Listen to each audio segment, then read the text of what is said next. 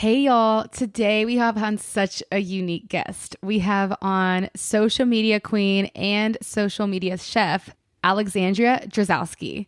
Her content is like my alter ego. Just how like on this podcast, we tell crazy history stories from every culture in the world. She recreates dishes from every country in the world and tells the stories behind the food. Considering that I hate cooking, I have a love for chefs and a fascination with them. So I really, really wanted to have her on. And I honestly just really love her content. She is going to come on to talk about what it was like being in Barbados during the time Rihanna was doing that Super Bowl halftime show.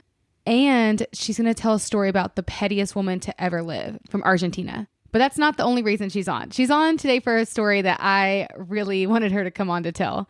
She wants to air out an old story, a story about how one time she got canceled by all of Australia. And I know I have a lot of Australia listeners out there, but you may actually remember this and you may also get triggered. So yeah, let's dive into the story. Cheers, y'all.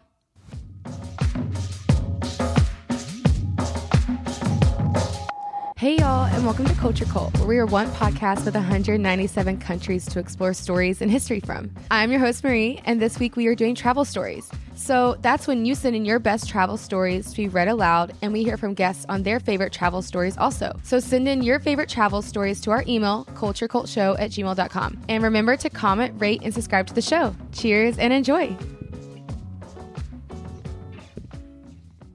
I've been cooking for a long time, actually. My mom is like not a cook at all. We're a takeout family in my house when I was growing up.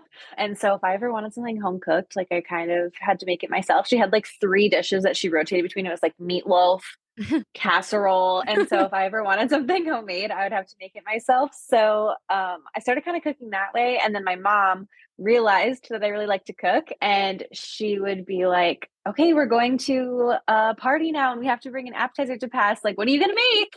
And I was like literally 10 years old. She would go to the store for me. So we kind of had a symbiotic relationship there where I liked to cook and she didn't. So it started when I was young, but just continued after that as well. I've always really liked it.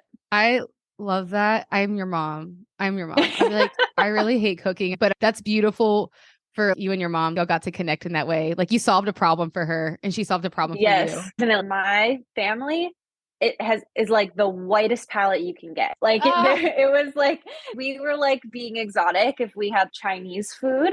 And so there wasn't a lot of variety there. And so a lot of people ask me like, oh, do you cook around the world because like you had a lot of experience with that? And I'm like, no, it's the exact opposite. I had no experience with anything outside of like, I don't know, salads and burgers and stuff. Oh my God. And so now that's why I started cooking around the world, not because I'm an expert in it, but because I knew literally nothing about it and I wanted to learn. When I started traveling, I started learning about the stories behind food. And I think that that's what really got me interested. And then in being interested in the stories and the history behind food, then I started trying other cuisines because of that. So I'm cooking in alphabetical order. Oh. And so this is not the first country that stood out to me in terms of their cuisine, but the most recent one is I'm cooking the I countries right now. And I just cooked Indian food. And kind of crazy to say as someone that's cooking a meal from every country in the world. But when I was just telling you about my background, we didn't really eat a lot of food from other places. And I've never been to India and I hadn't gotten there in the alphabetical order yet. And so I had never had Indian food. And we went out for Indian food because I like to go to a restaurant for the country that I'm cooking and then make it at home. And so we went out for Indian food and my fiance and I looked at each other. We're like, we need this all the time. This was so good. Indian food's very warm to me. It feels almost like homey and nostalgic, though I wasn't born there. I have no connection to it really, but for some reason when I eat Indian food, it feels like I've been eating it for decades. It's very homey to me. That's kind of sweet, actually. I kind of like that. Yeah, it's like the spices. They're literally warm spices. I feel like Indian food is amazing. What recipes, like you've done so many, but like off the top of your head, like which ones really shocked you where you're like, whoa, I did not expect this to be this amazing? Oh, okay. The one that stands out to me the most with that is my very first recipe that I ever made, which is from Afghanistan. And it's called Kabuli pulao. It's like a spiced lamb pilaf dish. It's got like cinnamon and cardamom in it and raisins and carrots. It's just like So when you were saying it feels like warm and nostalgic, that dish, it definitely feels like in that same kind of vein, very warm. The warm spices in it that are sometimes like dessert spices, but they work perfectly in the savory dish. It's really good. And so, because I'm cooking alphabetical order, Afghanistan was the very first country I ever cooked. And so this was one of the first dishes I ever made. And I was living at home with my parents at the time when I started my blog. And so I was like, yeah, I'm going to do this thing and I'm making this food from Afghanistan. We're all going to have an Afghan meal. And they were like, okay, sounds good. So I made this dish and my dad couldn't come home for it. He was like working or something. And so my mom and I ate it. We were raving over it. It was so good. I put it in like a Tupperware container, put it in the fridge. My dad got home from work late. And the next morning, my mom and I went on vacation. And so every day I was talking to my dad on vacation on the phone. And I was like, did you try that dish yet? He's like, no, I didn't try it. He was like scared of it. He was like, no, I haven't tried it yet. And every day I'm like, Dad, you need to try it. So like one day before the dish is supposed to go bad, I'm like, Dad, get out a bowl, put the rice pilaf in the bowl, and eat the dish. And he called me back. He was like, oh my gosh, like it's still to this day, it's one of our favorite recipes on the blog. Really? It's so good. And he was like, we were all kind of a little weary because like I said, my parents are not used to that kind of food or any different kind of food. And so everyone was like a little timid, a little nervous to try it, but all of us were like mind blown. It was so delicious. I love that. You're literally opening their minds. You're directly opening their minds through this, Like, yeah, my mom has experimented with a lot. The one thing she couldn't do is chicken feet. I did make dim sum chicken feet. Yeah. And I had to cook that in our kitchen. She's really, really experimental now when it comes to the food. But that one, she was like, I cannot do that. Yeah. Okay. Which culture is like culinary art to you? Ooh, that's a really good question. I feel like there's so many answers to this question because I've spent a lot of time researching a lot of them. And I feel like it's so cliche to give the like French and Italian answers, but I do truly feel like French cuisine is art. I love that. I also think Japanese cuisine is really interesting. And that's actually a country that I have coming up. Japan is next. I haven't fully gotten to explore it yet, but I am super excited to because there's just so many layers to Japanese cuisine that I cannot wait to explore and try. When I'm picking recipes from countries, I always try to pick like the national dish or the things that are commonly loved, but then I also try to find some of the recipes that not a lot of people are writing about. So this list is kind of a combination of that. So I have Japanese milk tea, chicken katsu in the air fryer specifically. I'm going to do a post on American Wagyu beef versus Japanese barbecue versus Korean barbecue. And then lots of sushi. I have lots of sushi on the list too. So when I'm researching a recipe from a country, I have like a kind of a 3-step process where I will first figure out what I'm going to make. And then I go on YouTube and I watch like a ton of people and only people from the country. So someone like me, I wouldn't watch someone like me, their video. I only watch the recipes and the videos of people from the country. So I go through and like amalgamate all this information from there, figure out like the common cooking methods, common ingredients, common ways to make the recipe. But I never want to use someone's exact recipe because I'm plagiarism and then I'm profiting off of it. And that's not cool. So I kind of figure out the general way that the recipe is made from there. Then I cross-reference it with like written blog posts and I make sure that what I gathered is more or less correct. And most of the time I try to find someone from the country and send them the written recipe and be like, am I adding anything super crazy or am I missing anything that's really important? Make sure I'm not doing anything like wildly wrong. And so then once I have approval from them, then I'll test it. And so most of the time it ends up being like pretty good because I've done all of that research ahead of time, but there is sometimes where I have to test it like another 1 or 2 times, but I would say probably like 3 times is probably the max. I'll test something. Most of the time it's 1 or 2. I love that process. You really have a lot of steps to make sure you're doing it thoroughly and that you care. Thank you. Like that's actually, I know it's a lot of work, but it's worth it. I've like definitely grown into learning how to be really respectful. I always tried to be respectful, but like sometimes I just did a bad job and I didn't really know. And also appreciation versus appropriation wasn't as big of a topic 5 years ago as it is now, especially in the food space. As someone that is working in this specific food space, I've learned so much about it in the past like 3 years. I feel like it really has gotten big. But when I first started off, I was like, oh, I'll try this, but I'll add a little twist to it and try to make it my own. And but still called it the name of the dish. And so I have since learned from that experience, gone back and redone a lot of those recipes, made Oh, sure that's that they're like amazing. really good now. So I will say I like definitely wasn't perfect at it in the beginning, but as time has gone on, I got more into the project. Like, you know, conversation around those topics has changed. I've also like seen how having a good recipe versus a bad recipe really impacts people. And so yeah, once then I like made a list of like, okay, these are the ones I need to go back and fix. And so I've been doing that as well as cooking new countries as I well. love And like almost all of them are done now. That's amazing. I kind of have a similar mindset because in both of our content spaces, we are representing a country in a way that we have no connection with it. And Right. like, I feel that It can be tough. sort of responsibility. And I know we're going to talk about this later in the episode, the backlash she got from Yes. Australia. Yes. I know like down the road, I'm not perfect. I might get backlash on certain countries because this is a comedy podcast first and foremost. And it's about learning about these cultures and admitting you're ignorant, you know. I'm going to obviously keep learning from you on how to like represent a country respectfully, you know, but also still have fun, you know. What country do you think is like underrepresented? Like, do you think we should be way more excited about their cuisine? One of them that's like really underrepresented, and I don't know a lot about their cuisine. It was super, super hard for me to research was Gabon.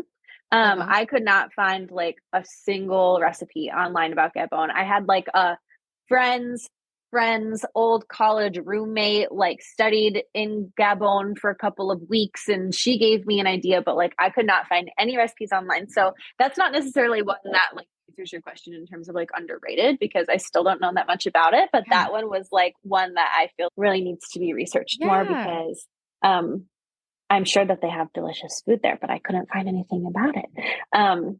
In terms of underrated, I had Egyptian food recently, and that one was so good. Oh, good. Yeah, and that one doesn't really get talked about a lot. I mean, sometimes, you know, more so than a lot of other countries in Africa specifically, but less so than like European and Asian countries. And I really enjoyed Egyptian food. Egyptian food's amazing. I got dragged to this like church thing one time. I had no idea what was going on. Something against church. I just like genuinely was dragged there and I didn't know I was going to a church thing. And I was like, what's going on? But then someone brought Egyptian food and I was like, oh, I was like, I'm never mind. I'm happy. I was like, it makes it worth it. Do you know what do you have any idea what you had? It was a long time ago and I didn't know what I was eating, but I was like, me and all my friends were like, this was worth it. Like, you're like, I will stay here. Yeah. Like someone drove us like an hour and a half, like in the valley and in California. We went to this like Bible study and I thought we were going to get a drink. Like I legit thought I was meeting up with a friend to grab a drink and he sabotaged us and took us to his Bible class, which was fine if I had known about it. But anyways, someone who was Egyptian brought her food. To introduce you to the Lord, but you got Egyptian food. I know. It worked out. But that's like my only experience with it. And so I don't know if it tasted better because I was like bored, but like it was so good. It was so good. What are your words to the wise for picky eaters out there? What are your words for them? I mean, I used to be a picky eater as well. Like growing up as a kid, I was a picky eater.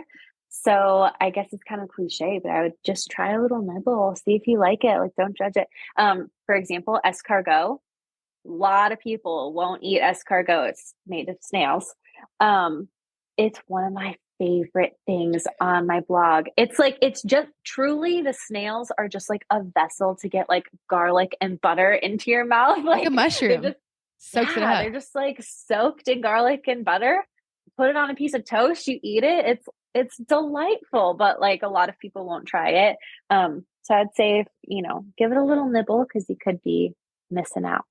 Yeah. Also, my words to the wise for picky eaters is y'all already eat weird shit. Like things that you're eating is weird to another person in a different culture. So true. If I said, hey, do you want to have ribs? They'd be like, excuse me? Also, a lot of what we eat in terms of like our processed food is probably really disgusting to a lot of other people too. I know. I am trying to learn more about clean eating. I really want to learn about that. I want to eat really whole foods. So if you ever come across someone, send them my way. I just really want to learn about that. Okay. Now that you've tried so many recipes, what is your last meal? Are you going to go nostalgic and have like your mom's meatloaf? Or are you going to go out with a bang from a different culture? When's my last meal? Oh my gosh, I'm having like a existential crisis right now. I think my dessert is going to be, I'm going backwards because I love dessert. I'm going simple with my dessert. It's going to be like chocolate cake with chocolate frosting, like Bruce Bogtrotter level cake in Matilda. That's what I want. I don't want to be force fed, but I want that chocolate cake as my dessert for my final meal. Main dish. Right now, I'm really digging butter chicken. Yes. So I made that recently at home, and that was really delicious. So I've been liking that. And then appetizer. I don't know. We just talked about escargot, and now I keep thinking about that. Yeah. Some escargot, then some butter chicken. Lots of butter. I'm seeing a lot of butter. Bruce Matilda cake. Oh yeah, butter. That's what I'm saying. You got load the mashed potatoes with butter. Let's get into your travels. I'm really excited to get into that. So I know you did like a big solo trip when you were 21. You went backpacking across Europe, which is so fun. You've recently been to Barbados, Ireland, Argentina. I want to talk about Ireland first. Okay. First, what were your preconceived notions of Irish food before you got there, and what were you surprised by when you left? Okay. It is one of my favorite trips I've ever been on. It was so fun. Yeah. So preconceived just about Ireland in general was that I thought it was going to be boring, but I actually like freaking loved it. It was so beautiful. The people were so nice. I'm sure I also have like rose-colored glasses on because it was our first time traveling together. So I'm sure that made it even more fun as well. But I loved Ireland in general. About the food, preconceived notion about the food, everyone told me like the food is not going to be great. You're not going to like it.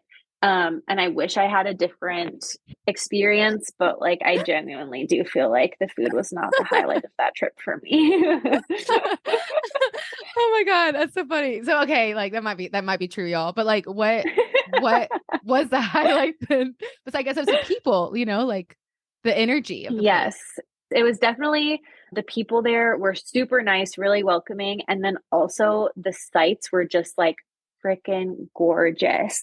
Like everywhere you looked, it was just like rolling and beautiful. Everything was so lush and gorgeous. I think my favorite thing that I had was we went to this old church that they turned into a pub in Dublin.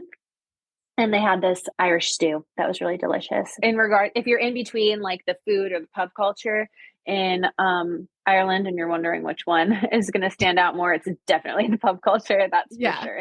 Let's go to Barbados. I'm super jealous. Like I love the Caribbean. I love Caribbean lifestyle. I love Caribbean people. You were there while Rihanna was performing at the Super Bowl. Yes, dude, I was. Explain that. Like how was that for you? Oh, it was so fun. Okay, so just for context, in case someone doesn't know this, Rihanna is from Barbados. Mm-hmm. And it was just such a fun experience. I was there over the Super Bowl when she was performing at halftime.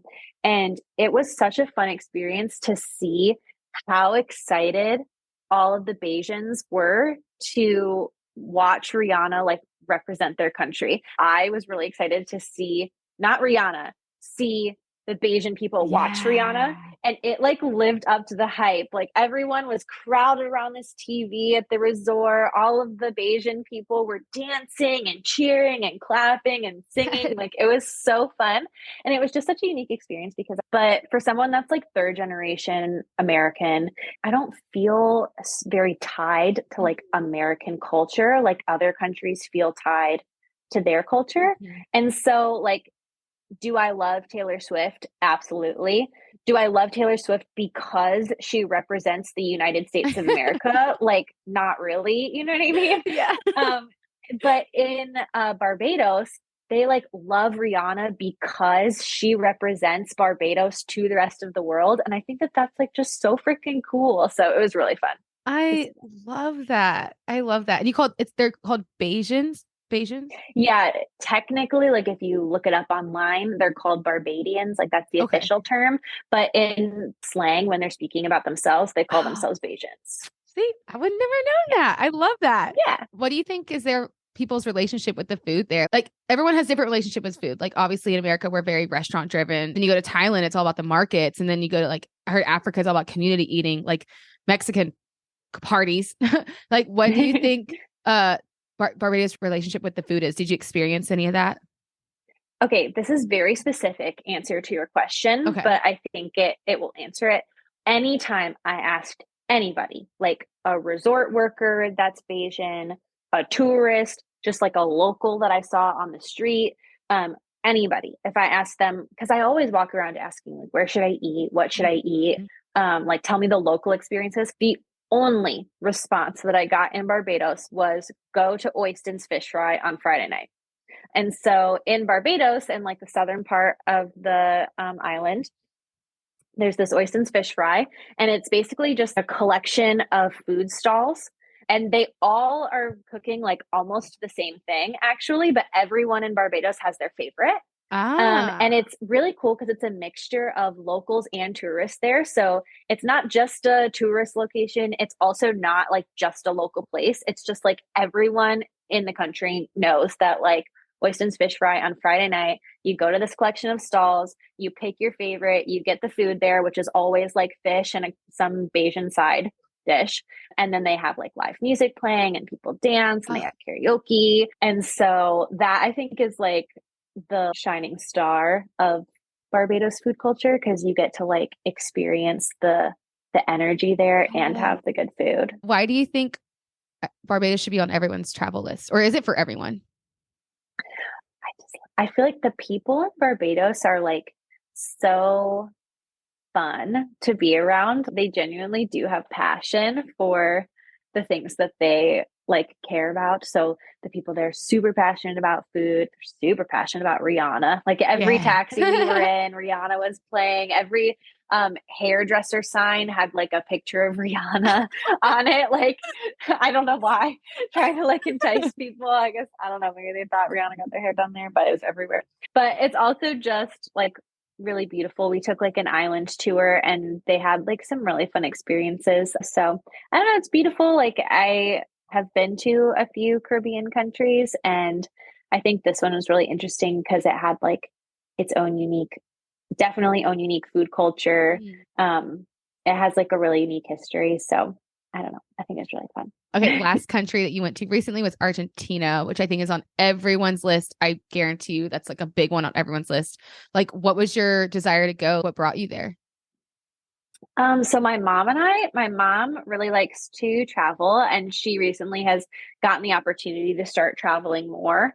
And so my mom historically in her life has always been, go to like an all-inclusive resort, lay on the beach for 7 days, relax, and then come home. Like, especially as like a mom, and she just wanted to like relax and chill. Now that she's empty nester and she, you know, she's seen me have a little bit more like travel experience outside of that. And so she's kind of been starting to want to do that the last couple of years. So we picked Argentina and we were like, yeah, sure, let's try that. So we just like picked it on a whim, kind of. Yeah. They had this tradition in Argentina that we got to learn about on this gaucho day. It's called Doma. And it's basically like horse cuddling, kind of. So the way that it was explained to me and how I'll explain it to you is that when settlers arrived in Argentina, they brought horses with them from Spain. And the Argentinians didn't really know what to do with the horses because that wasn't like a native animal to Argentina. And so they didn't know how to interact with them. And so instead of like figuring out how to like break them and ride them, instead the natives in Argentina formed this really like special bond with horses where they like connected with them on an emotional level and would really like calm the horse down and cuddle with them. So one of the people that was at this ranch that we were on this day was trained in this practice, and it was wild to see. He like literally got the horse like willingly. The horse, they like played this calming music with the horse, and then the man like stood in front of the horse. They like touched noses with each other. He gave him like an ear massage, and slowly the horse just like got super calm, laid down on the ground, like he rolled on his back. The like gaucho got on top of the horse and put like his hands to the horse's hooves, and they did like horse yoga together. Like it was so nuts. But it was really, really interesting and super cool. But it was also like it was really You didn't expect that. Interesting. No, I did not expect that. Like at first I was looking at them, I was like, oh my goodness, like this looks a little dangerous. Looks very intimate. I feel like I shouldn't be watching. This feels like it should be This like is private between them, but we got to watch it. Argentina. How do you spell that? Like DOMA. And I have a video. I like went a video of mine of that went super viral on TikTok. Actually, it got like over 100,000 likes on it. Yes. Do you see it? He is making out with the horse. This guy, I don't know. That guy does. This guy on TV on Google is making out with the horse. He's straddled and on top. Yes, yes.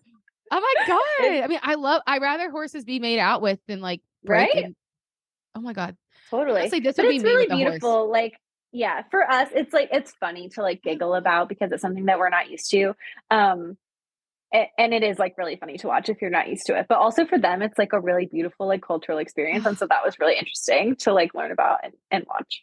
I love that because I love horses. They don't love me, but like I love them. And like they all have their own personalities. And that is so beautiful. And I would love to see that. And I love when I go to travel and people are treating animals correctly and not disrespectfully. And that makes me happy. Even if it means making out with a horse, I'd rather you make out with it like than totally other things with it. So that makes me, I've never heard of that. Oh my God. Okay. So the last story from Argentina, I love this story. I love the story so much that you told on your Instagram. Can you tell us about that like couple from the La Recoleta cemetery? Yes. Okay. So first thing to know about Argentina is that they don't, so like in the United States of America, when you bury someone in the ground, it's a really foreign concept to Argentinians that we do that because they think it's super strange. And now that I think about it, it is really strange that like one person buys that plot of land and they get it literally forever.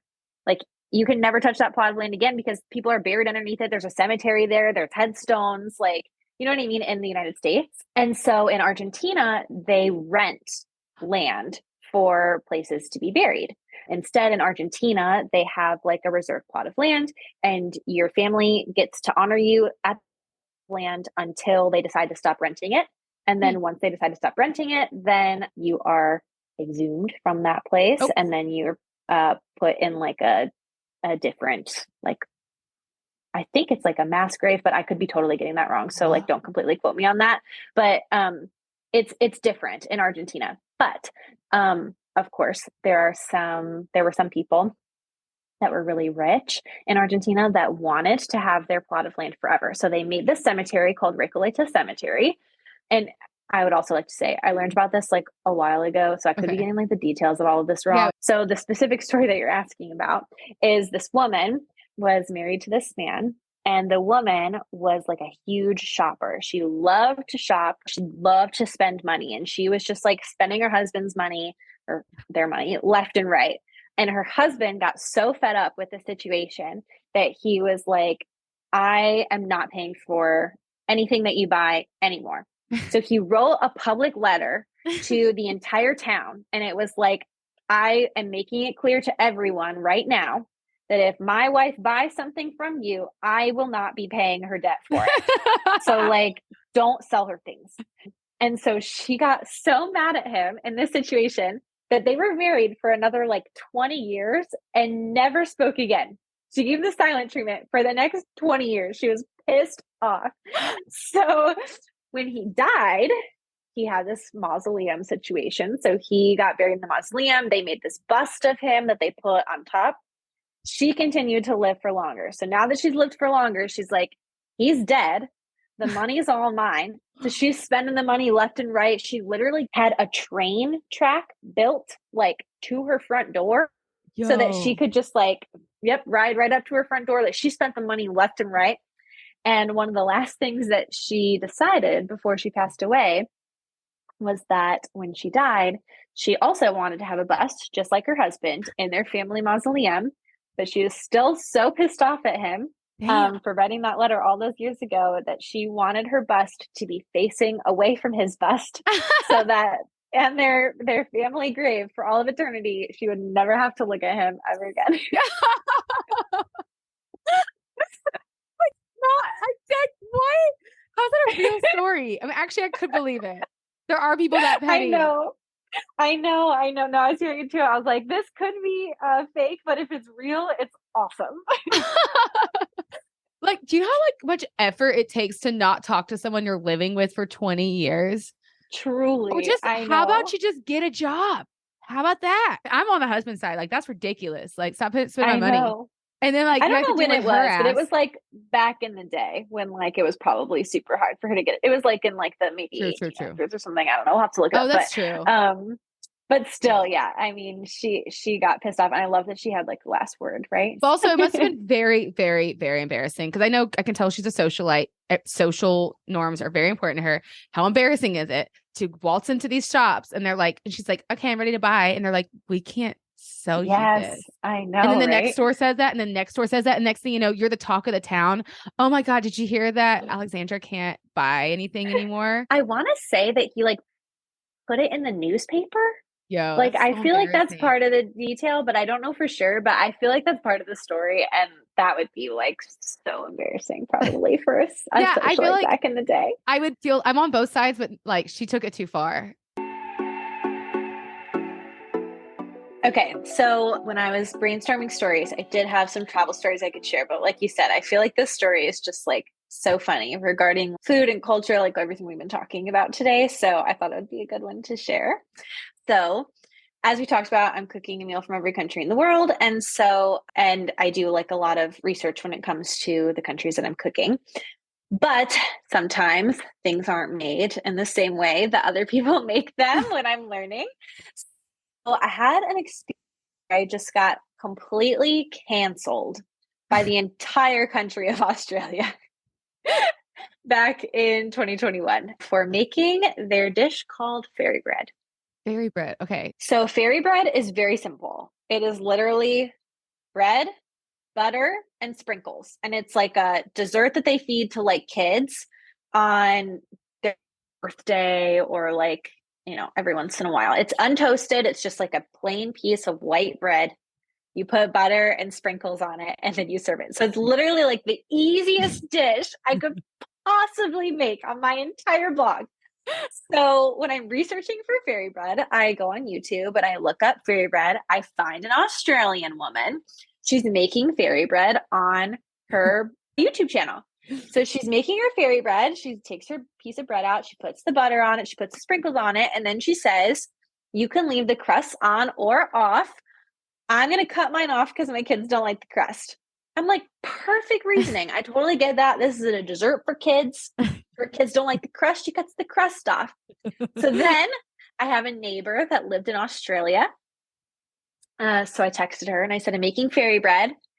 Can I do crust on or off? She said, yes, either's fine. Oh, okay. So I make the fairy bread, put the video on TikTok, me smearing butter on a piece of bread, putting sprinkles on it, cutting the crust off, calling it a day, eating a bite. Done. Easiest video I've ever made in my entire TikTok career. You're like, I did good. Yeah, I did. I thought I did so good. No, the entire population of Australia was in my comments, pissed off at me for cutting the crusts off of the fairy bread. People are like, how could you do this? This is an insult to all of Australia. Like the holding, you have to have the crust. You can hold it by the crust. Like it was like such a big deal that everyone in my comments was like pissed off about me not putting the crust on the fairy bread. So the next day, I wake up and I have an email from the Daily Mail. Oh my God, shut up. Yes. I thought that was just going to end there. No. Oh, girl, we're just getting started. No. So I get an email from the Daily Mail that says, hello, Alexandria. We saw your TikTok video. We're writing a story on how all of Australia is mad at you because you cut the crust off of the fairy bread. Do you want to give a quote? And I was like, yeah, sure. So I like answered their question and they wrote this article on me that let me look up the headline so I can read it to you because it's not like the most flattering article. The Foreign Fork Daily Mail. One moment. Aussies roast Americans' attempt at recreating fairy bread is the name of this article. Which I then realized the Daily Mail is like, if you write something in the Daily Mail, a lot of other publications pick it up. So then this article is in like tons of online magazines all around the world. So I'm like, it was awful. So, I mean, not awful. It was like funny, but it was also like, oh my gosh, I can't believe it. So then the next day, I get an email from an Australia talk radio show asking me if I would come on their radio to, quote, confess to my sins, which was freaking nuts because they had callers call in and say like that they thought I really messed up. Dude, you're just getting roasted. Yes, I'm listening on the radio while people are like, that was messed up. Like, we never cut the crust very red. And the radio is going, what, are you going to defend yourself or do you concede? Like, which one? And I'm like, I don't know what to say. So that was crazy. And then finally, the last element of this was that I got featured on the Australia morning show called Sunrise on 7, in which they did a full-blown segment on the morning show about how this American food blogger made fairy bread and cut the crust off of it. It was ridiculous. It was so crazy. And so yeah, that was nuts. And then I'm like I'm texting my neighbor. I'm like, you told me I could cut the crust off. I'd be pissed at my friends. Be like, look what you did to me. I mean, low key, like, what do they say? Like, any news is, what do they say? PR? Like, it's good PR for you. That's what I've been telling myself. It was a crazy week. I also was supposed to go on vacation that week, but ended up getting COVID. So I had to stay home. And then while I was staying home, then I was being canceled by Australia. And I was like, this is like so weird. Cause it was funny. And I wasn't like upset about it. I was just kind of like giggling through it because I was like, this is like I said, I try really hard to do like a really good job when it comes to representing the culture and the food of a country. And if I make a mistake, I'm like the first one to admit, like I'll put in the comments, like, oh, I'm so sorry. I didn't realize I made that mistake. Like, I'll try it again. This way, if I like totally mess something up. But like in this case, it was like, it felt less like it was like super, no, it like seems like appropriation. Australia, it was more just like, yeah, just like it seems funny, like they didn't have a lot of news that week. And they were exactly. like, let's do it. I kind of think it's very equivalent to the like pineapple on pizza argument where like everyone has a heated opinion on it, but like in the end, it doesn't really matter to anyone kind of thing. Yeah. But the one thing that actually was kind of a bummer is that when they did the feature on me on the Australian TV show, the Sunrise morning show, they like did the whole segment on it. But when they were talking about my video, they featured someone else's fairy bread video that like really was like off the wall. Like this person, instead of butter, they used peanut butter. And then they made it into a sandwich and they like cut shapes out of the bread. And so they played that video while they were talking about me. So a lot of people were like, and they're like, I can't believe she used peanut butter. And I was like, this is fake, #fake news. I did not use peanut butter. I used butter. Did you call them out live? I'd be like, whose video is that? It's not mine. No, because I wasn't on that segment. They were just talking about it. And like someone sent it to me afterwards. And they're like, just so you know, you were on Australia talk radio, or not talk radio. Geez, I keep saying that. Just so you know, you're on Australia morning show today. And so they like sent it to me. And so then I like did post that on my stories and I was like, you guys, this has gotten out of hand. Now they're posting this peanut butter video and it's not me. And so then all of my followers went to their Facebook page and they were like, at the morning show, this is not Alexandria's video. Like, they were all off. This is bad reporting. So that's so funny. Well, actually, my like second biggest country listening is Australia. So like, y'all Australians out there, like, is this really like that deep, or is it a memory she attacked? I want to know that. Sounds like, leave a comment and let me know. Because actually on Spotify you can leave comments now. Like I feel like you can comment on this, but like I feel like you attacked their childhood sleepovers. So yes, probably. Do adults eat this? And could I bring this to an adult party? Like I'm curious. Like, does it end with childhood, or is this like a cultural thing. Like, I don't know. I love how like was like literally the simplest recipe ever. And like, Yeah, that was my entire thought process. I was like, I don't have anything that's going to go live on TikTok today. So I'll just like make something easy. What should I make? Oh, I'll make fairy bread. And then I just like made it and put it up. And then it like just exploded into this whole situation. It was funny. I love that story. Just to end, I do want to talk about content creation in general, because I feel like a lot of people are interested in that now. And I think a lot of people have a lot of talents and skills they could do. That's what content creation like gives to people. What's your advice to someone who maybe like has a passion, but they don't know how to get started, or maybe they're scared? What's your advice to them as a content creator?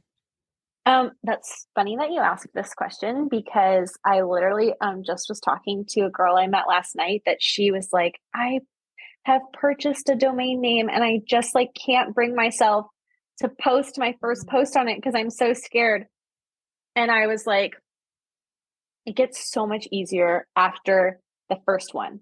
Like the time that and the like nerves and the like scaredness that you have to post the very first thing is like the scariest it's ever going to be. So like you just have to like literally close your eyes and hit post and do it, because once the first one's out of the way, it feels a lot better. But I feel like I have a lot of people that get nervous now to get into content creation because they can feel like it's like an oversaturated market. I like genuinely don't have any fears of that. I don't really like subscribe to that, because everyone has something different that they bring to the table. And there's like enough readers, enough listeners, enough cooks out there to give an audience to anyone.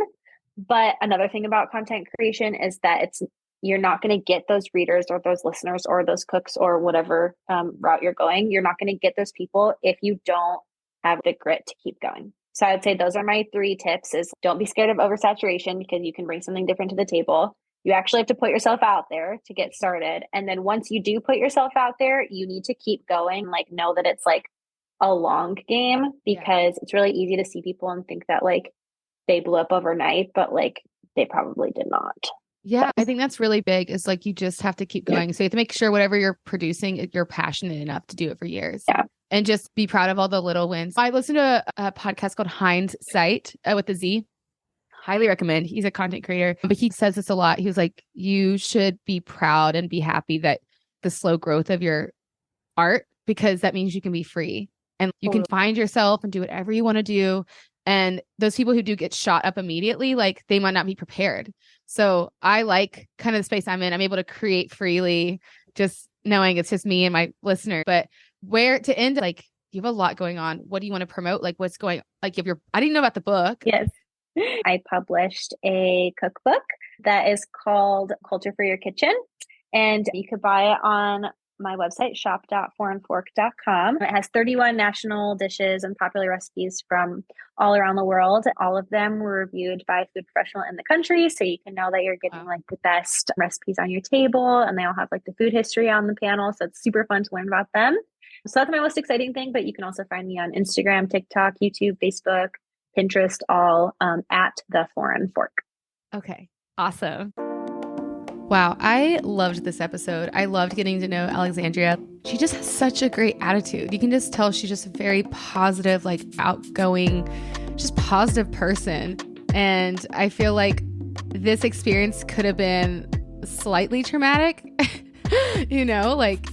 but she just ended up having such a great spin about it, and it actually did end up helping our content. And this also brings me on the subject of cancel culture. I personally don't believe in cancel culture.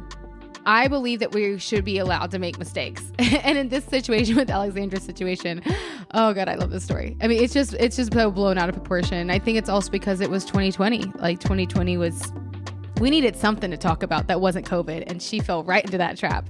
So I just wanted to say in general, this podcast is a place for learning. I will probably get canceled at some point if I ever even get big enough to get canceled. But I just wanted to say that on this podcast, I'm not very PC oriented. Like I personally don't believe in cancel culture. But if I ever do say something that rubs you wrong, or you think you could educate me on something, always, always, always reach out to me. Either through my email, which is culturecultshow@gmail.com, or on my Instagram, culturecultshow.